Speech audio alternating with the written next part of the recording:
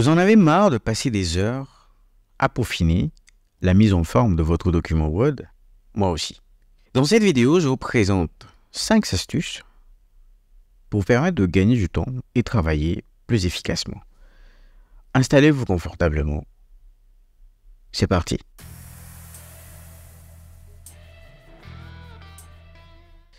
Il s'agit de définir un style approprié selon le destinataire de votre document, dans le cadre d'un mémoire ou d'un document d'appel d'offres. L'organisation à destination duquel le document est conçu met en place un canevas. Premier conseil que je peux donner, c'est de mettre tous les éléments du canevas directement dans votre document.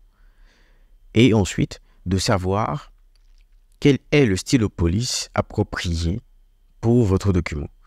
Dans cet exercice, nous allons partir sur du roboto simple, taille 12 pour le contenu du document, taille 16 en gras pour les titres, et ainsi de suite. Alors, pour faire ça, dans mon interface Word, je vais faire un clic droit sur le style normal, modifier, et dans cette partie, je vais choisir roboto, taille 12, et de ce pas, je vais profiter pour dire que mon test sera justifié et je peux aussi également gérer les éléments d'interligne à l'intérieur de mon document.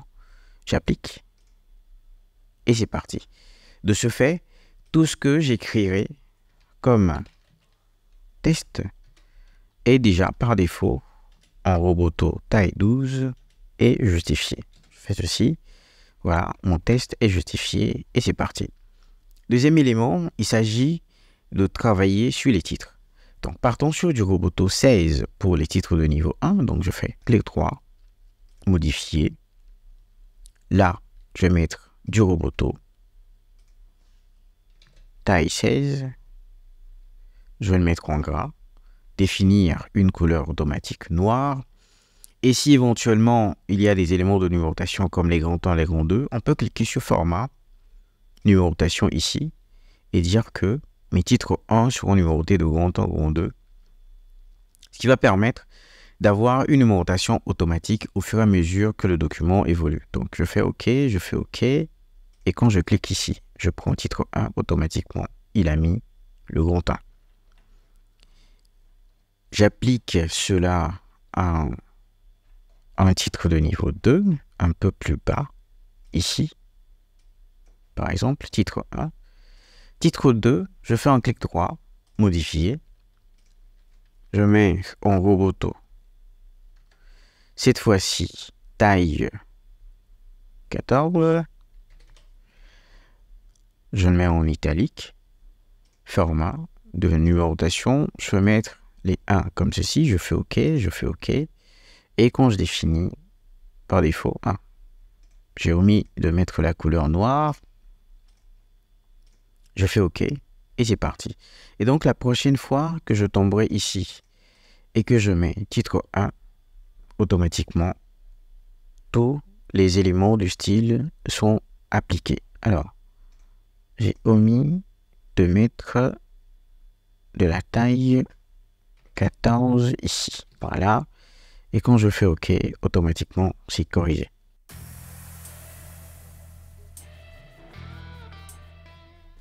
Astuce numéro 2, gérer la numérotation.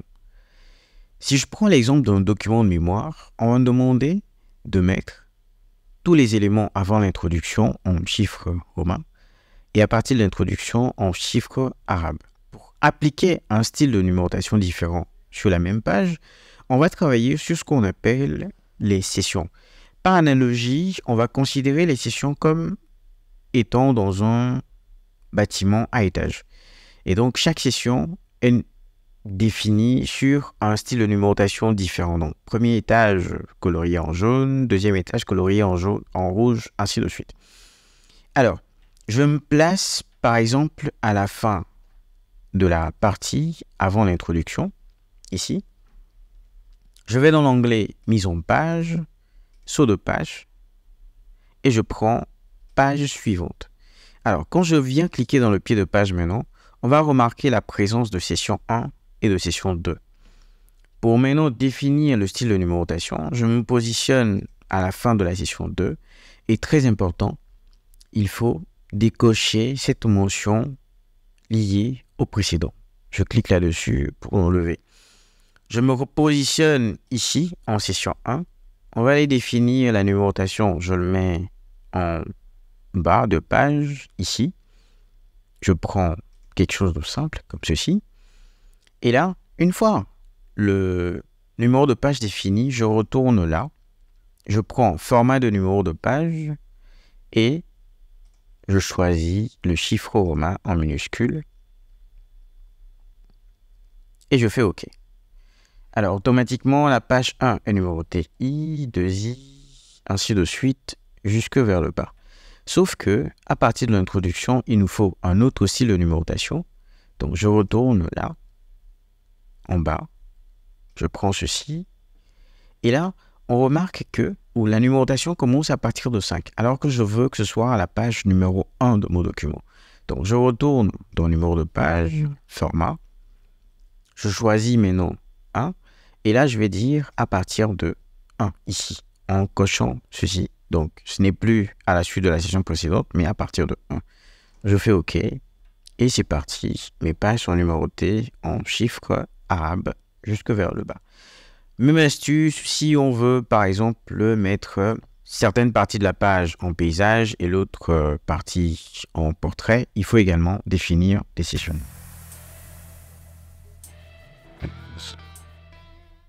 Astuce numéro 3, les références. Les références nous permettent de pouvoir numéroter les figures et les tableaux de notre document. Par exemple, cette image correspond à Francis Bacon. J'aimerais, à la fin de mon document, pouvoir produire une liste de figures et de tableaux. Donc, je copie ceci, ou je vais couper carrément. Je coupe. Je vais cette fois-ci dans l'onglet références. Et dans cette zone, dans le groupe légende, je trouve insérer une légende. Je clique là-dessus. Et étant donné que c'est une figure, je vais mettre 2 points là. Je fais espace. Je fais ceci. Et j'ai l'image de Francis Bacon. Je fais OK. Et voilà, figure 1, Francis Bacon. Alors, sur les tableaux également, on va me demander de mettre les titres. Par exemple, ici, je vais mettre encore insérer une légende. Et cette fois, au lieu de figure 2, je vais choisir tableau dans la liste des options. Je vais dire tableau 1, je vais dire tableau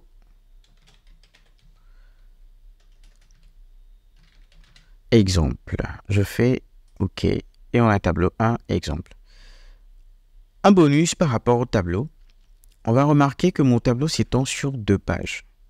Et quand on passe sur une autre page, on ne retrouve pas l'entête du tableau, ce qui rend difficile la lecture du tableau. Pour faire simple, je vais sélectionner la première ligne de mon tableau. Je vais aller dans l'onglet création de tableau. Dans mise en page. Mise en page. Et je vais cliquer sur le bouton répéter les lignes d'entête. Automatiquement, sur chaque page où se répète mon tableau, l'entête de la page est automatiquement répétée.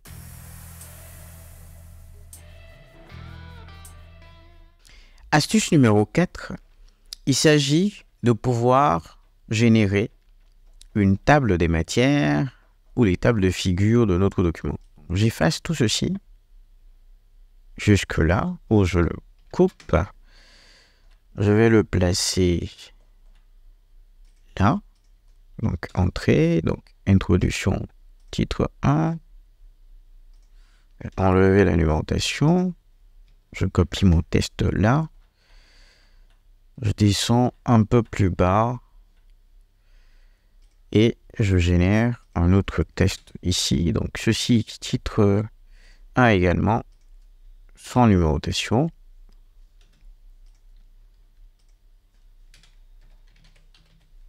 Et je vais générer un autre paragraphe assez long par là. Je fais entrer, c'est parti.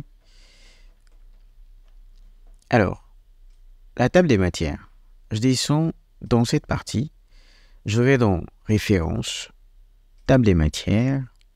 Et là, on peut choisir un style de table de matière. Pour personnaliser la chose, on peut aller dans la partie personnaliser. Et je vais choisir le niveau de détail de ma table des matières. Donc, si j'ai 3 titres ou 5 titres, je vais mettre 5 dans cette partie. On va choisir si c'est des pointillés ou des tirets ou aucun. Et cette fois, quand je fais OK, et donc automatiquement, mes numéros de titres sont référencés avec les pages appropriées. Si éventuellement mon test se rallonge, quelque part par là, on régénère un autre test de plusieurs paragraphes, de plusieurs lignes, et que ma conclusion s'est déplacée de page, il me suffit de revenir dans ma table des matières et de cliquer sur mettre à jour la table des matières. Je vais mettre à jour la table des matières en totalité. Donc, pour cette fois, la conclusion était sur la page 8. Je reprends ici, OK. Et automatiquement, ma conclusion se retrouve sur la page 25. Donc, autrement, une fois que les pages s'allongent, la table des matières met à jour automatiquement les numéros de page. Cinquième astuce, il s'agit de pouvoir collaborer avec une autre personne sur le document. Alors, pour collaborer, on va aller dans la partie révision. Donc, je suppose qu'il y a une tierce personne qui doit apporter des idées ou corriger des parties du document. Donc, dans cette partie, on va travailler sur 2 choses. Mettre les commentaires ou faire des propositions de documents. Alors, supposons ici qu'au lieu de façon, je veux dire à la personne, utilise plutôt le mot manière. Donc, je vais cliquer là sur suivi des modifications. Je prends pour tout le monde. Je vais aussi dire d'afficher toutes les marques. Et ici, je peux par exemple supprimer façon. Non, je n'ai pas activé, donc je n'ai pas activé suivi des modifications. Si je supprime façon, il est supprimé. Je vais remplacer par manière, comme ceci. Alors, dès que l'autre personne reçoit mon document, elle a la possibilité, en cliquant sur ceci, de dire qu'elle accepte. Donc, quand elle accepte, ça s'en va. Et quand elle refuse ceci, le mot est supprimé. Donc, il s'agit de pouvoir accepter ou de refuser la correction. L'autre partie, c'est de cliquer sur un élément comme ceci. Et je vais dire nouveau commentaire. Et là, je peux mettre mon commentaire dans ces 2. Je valide. Et donc, lorsque la personne ou l'autre personne reçoit mon document, elle a la possibilité de travailler sur le commentaire et de le supprimer en cliquant sur ce bouton ici. Et voilà, vous avez maintenant 5 astuces pour gagner en productivité sur Microsoft Word. N'oubliez pas, la pratique conduit à la perfection, comme le dit Robert Greene dans Atteindre l'excellence. Si cette vidéo vous a plu ou aidé d'une quelconque façon, dites-moi dans les commentaires ce que vous avez appris de nouveau et quelles sont les astuces que vous pratiquez déjà. N'hésitez pas à la partager autour de vous. Je vous donne donc rendez-vous dans une prochaine vidéo. Jusque-là, portez-vous bien.